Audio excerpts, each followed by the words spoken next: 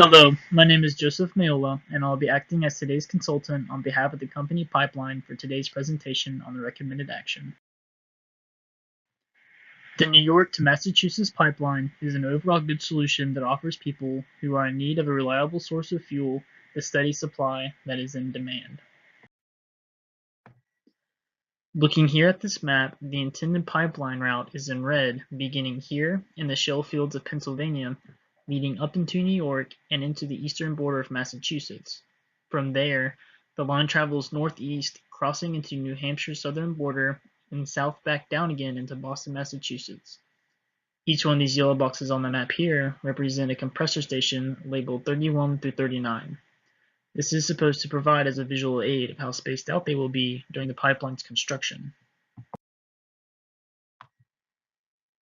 We propose to move forward with the construction of the new pipeline with the specifications that compensate for some of the negative impacts that the natural gas pipeline may have on an individual's health and the environment.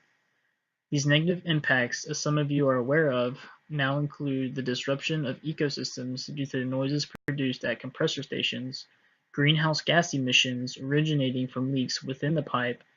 and different easements and right-of-way agreements to property owners, as well as the contamination of groundwater and surface water and the risk of spontaneous combustion within the pipeline. In order to reduce the noise pollution radiating from the compressor stations dotted throughout the states that the pipeline will be tracking through, I propose that the construction of walls and soundboards be built and installed within the confinements of the compressor stations in order to reduce the sound projected into the surrounding environment. Next, I propose that gas meters be installed that can read the flow of natural gas throughout the course of the pipeline near the compressor stations that can record the volume of gas that passes through each section of pipe. Once these meters are calibrated, the proposed meters will be able to detect a drop in flow and notify a response team to find and fix the leak if any has occurred. In addition to the meters, we also propose that the pipeline be built with newer erosion-resistant materials to compensate for the threats of both leaking of natural gas and the risk of spontaneous combustion that follows with these leaks. In regards to possible contamination of ground and surface water, we suggest that routine maintenance and inspections of fracking equipment be made mandatory to minimize the contamination of our water sources, as well as testing soil in the surrounding areas of the pipe during its construction for any toxic chemicals or substances that have been spilled, dumped, or seeped into the soil during its construction.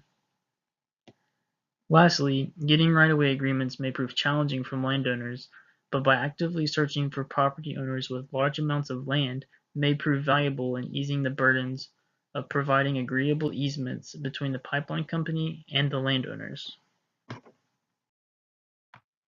With all the issues and negative effects of constructing the pipeline now addressed and accounted for, I would like to take this time to remind you of the benefits that natural gas pipeline has to offer. The states that the pipeline run through will now have access to an additional energy source of natural gas, which is a cleaner fossil fuel than coal and oil. The pipeline will also be able to provide an abundance of this natural gas that can meet the energy demands of colder seasons, resulting in cheaper electric bills as well as fuel. Combined, this is estimated to save consumers around $133 million. This project can be monitored during and after its construction by qualified inspectors to ensure all specifications are met and regulations are followed to safely complete the project and prevent the negative impacts mentioned earlier from happening. The success of this project will ultimately be decided by how much consumers are saving and how many more people have access to heat and fuel, and how well the environment is preserved after this pipeline's construction.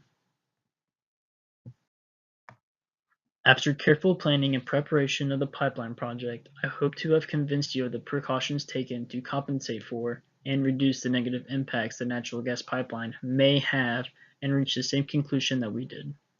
Thank you all for your attention, and if you have any questions, please ask.